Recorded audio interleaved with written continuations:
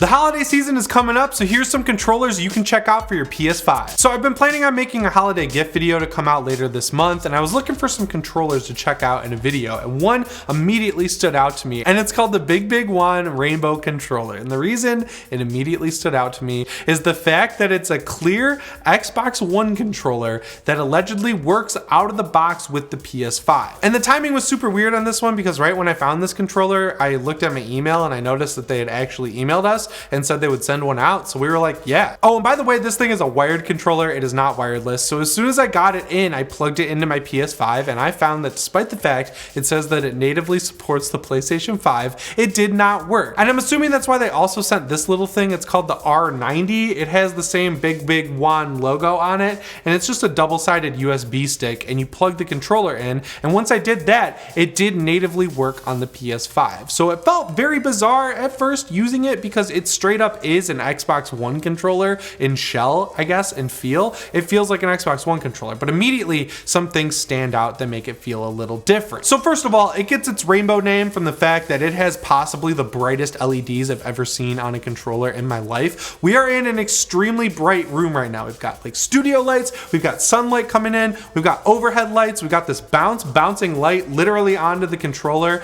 and this thing is very well colored. Honestly, these are some really good LEDs, especially for a controller like this. Another thing that immediately stood out to me is the fact that instead of having paddles, it has weird little like toggle switches on the back that you can flick up or down, and you can also press them in. These are macros, you can set them to any button on the console you want, and immediately I was like, oh, this is kind of cool. Because when you're using the Xbox Elite Controller V2, you've got two different paddles on each side, and that is way too much. Honestly, when I use that controller on PC, I take two of the paddles out because it feels weird having four of your fingers taken up by paddles. This seems like it might be a comparable way to do it. Now, it feels a little jarring at first to flick this little switch up and down with your middle fingers on the controller, but I got used to it pretty quick, and again, it's unique, so I felt like it was worth pointing out. There's another button on the back of this controller called the FN button, and I was like, what the heck does this do? But then I looked in the instructions and I figured out you can actually change the intensity of the vibration motor in this controller. If you hold the FN button and press the right arrow, you can change it down to like soft, and then you can actually turn it off that way as well. So if you go to off and then hit the right arrow again, it goes to like the extreme vibration mode, and it tells you what mode it's on because it vibrates. So you can kind of actually feel the difference between strong, medium, light, and then obviously off. If you can't tell when the vibration's off, you might need to just go to the hospital or something. And then also with the FN button, if you double tap it, it changes the lighting profile on the controller. It switches between four colors at a time that complement each other, and then if you double tap it, it goes to a more solid look, like a pulsating, breathing look, and then if you tap it again, it just turns the LEDs off. One thing I really don't like about the controller is how light it is. It feels extremely cheap because of how light it is. Like, I'm gonna hold it up here to the mic, and hopefully you'll hear this. Like, when you hit the buttons, it sounds hollow. Like, there's just nothing in here. It's not great.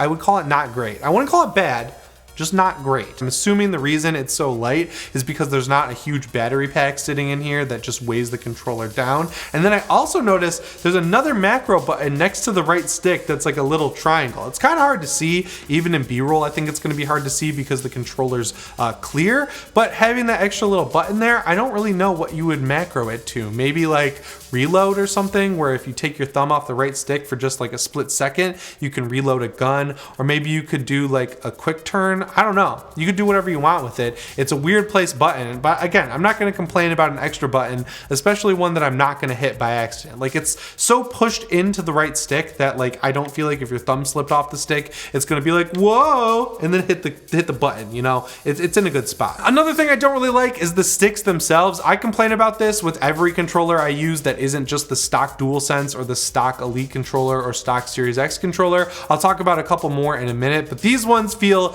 especially cheap. They're just like smooth, so it feels like your fingers could slip off of them. I don't like that. They've got like a ridge in the middle that also doesn't really help all that much with keeping your thumb on the controller. You know what this controller really reminds me of? Back when I was in college, right? I had my first gaming PC. It had a horrible graphics card in it, and I really liked using a controller with it. I just hated using keyboard and mouse. So I went to GameStop and I was like, I'm gonna buy an Xbox 360 controller, and then I quickly realized that I did not have nearly enough money to get a wired Xbox 360 controller. So I got this like GameStop brand Afterglow one, and that controller is possibly the worst controller I've ever used. The LEDs sucked in it. It had a terrible dead zone. Buttons would just like press on their own. It was horrible. This controller feels like that controller perfected. So if you ever had an Afterglow controller like I did, and you really want to feel some nostalgia, the Big One Rainbow is here for you, and we will have it linked down in the description. And you're definitely also going to need this R90 thing along with it, especially if you want to use it for the PS5, but this thing also lets it work with like a billion different consoles, right? They have a little box here, and according to this box, which to be fair was wrong, because right here it says that it has native PS5 support, which again,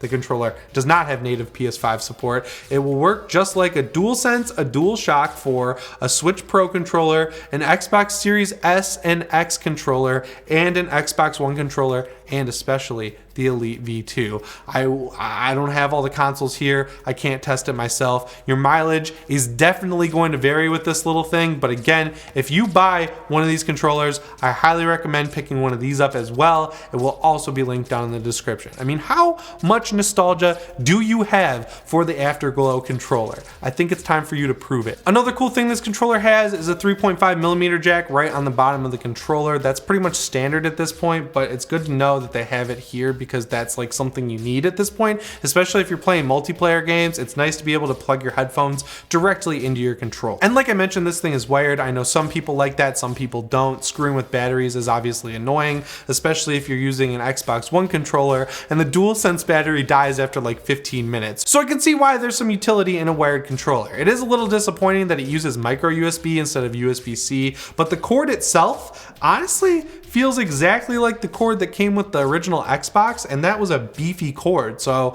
I gotta give them some points for that one. And like I mentioned, the Big One Rainbow is available on Amazon. It's only $50, which honestly feels like a little cheap for what you're getting. And right now there's actually a 20% off coupon, which will make it even cheaper, and we'll have it linked down in the description. So the Big One is an option you have if you're looking for a pro-ish controller to go with your PS5, but if you're looking to spend a little bit more money on a completely customizable controller, you've got the Hex Gaming DualSense option. Now these guys reached out a couple months back and they were like, here's a coupon code to go on the Hex Gaming website and just customize this however you want. So I went with this Miles Morales version that's like black, matte, and red, and it was a pretty good customizer. I would say it's like almost there when you compare it to the Design Lab on the Xbox side. There were a few annoyances, like I don't know, you can't just pick the colors you want. They have presets. You can pick images, but you can't upload your own images. But other than that, it's a pretty good customizer, and it let me customize pretty much every aspect of this controller. So again, I went with a matte black look. On the triggers, I have the L1 and R1 in black. I've got L1 and R2 in the red. I've got the bottom half in red. And then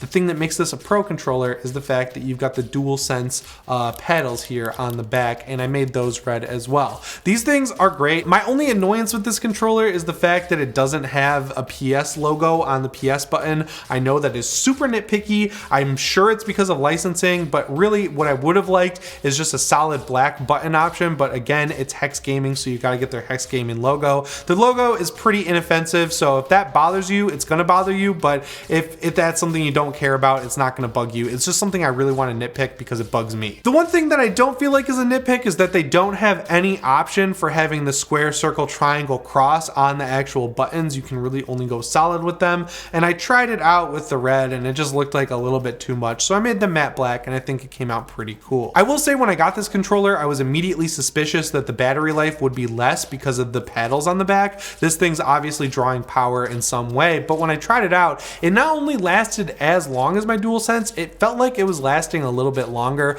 Obviously that's a placebo thing. I don't have a timer that I can set up and just sit there and play a game for like 6 or 7 hours at a time, but that's just like what I noticed. It felt like it was lasting a little bit longer. And again, just like with the Big One, they use their own custom thumbsticks, which again, I don't really like that. I'm sure there's some licensing issue there that they're working around by making their own custom ones, but I will say these are better than the Big One version. They have a bit more grip. They're like dimpled, which is a really weird way to say it, and they feel fine. I don't know, they're sticks. This stuff really bugs me because I'm weird. I'm sure it won't bug you. Now, like I said, this one's better than the big one, but it is also way more expensive than the big one. So you're spending 50 bucks there, potentially less if the coupon is still active. If you want to get one of these bad boys fully customized like I did, you're going to be spending around $300. Now, I don't think I should have to say this, but that seems a little bit steep for what you're getting. It's a rehoused DualSense with painted parts,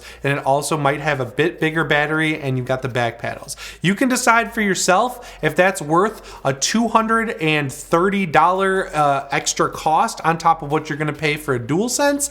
Personally, I would just wait for a cheaper option to come out, or a real Pro controller from Sony. And this third controller is the one I would personally go with because it's the one I use all the time on my PS5. It's the Midnight Black Sony DualSense controller. No customization on this bad boy. This is out of the box Midnight Black. Obviously, the big difference here is that this one is black and inside it's just a DualSense controller. I will say though that it's had a lot less issues than my launch DualSense has. It really feels like the battery is overall better in this one. The thumbsticks have a smaller dead zone, which is great because the dead zone on my launch DualSense is ridiculous. I also started to get stick drift on my launch DualSense after just a couple months. This one I've been playing with since it came out over the summer, and I put a lot of hours into it. I played Sekiro with it. I use it on PC a lot, and it's still holding up just fine. I also know a lot of people like the Pulse Wireless 3D headset, and it was annoying a lot of people that if you got this black controller and the Pulse 3D headset, it would be a white and black panda look. And I know that's like super annoying to a lot of people. It would really annoy me too, but Sony just released a brand new version of the Pulse 3D wireless headset in Midnight Black. They also offer a Cosmic Red version of the DualSense controller. That one's a little bit more expensive. I think it's just $5 though. But when I was looking at Best Buy the other day, I noticed that pretty much every controller that's stock, or at least just colored one color, is on sale there. So if you want a Midnight Black DualSense controller, you could probably get it a little bit cheaper right now. But again, we'll have it linked down in the description if you're watching this video a little bit late. Now, those were 3 different controllers you can pick up right now for your PS5, but there have been some really weird controllers coming out over the past few years, like this one, and this one, and this one. So if you want me to check any of these out, make sure you let me know down in the comments, and make sure you're subscribed and have your notifications set to all. As always, guys, my name is Jimmy Champagne, and I'll see you in the next one. Thanks for watching.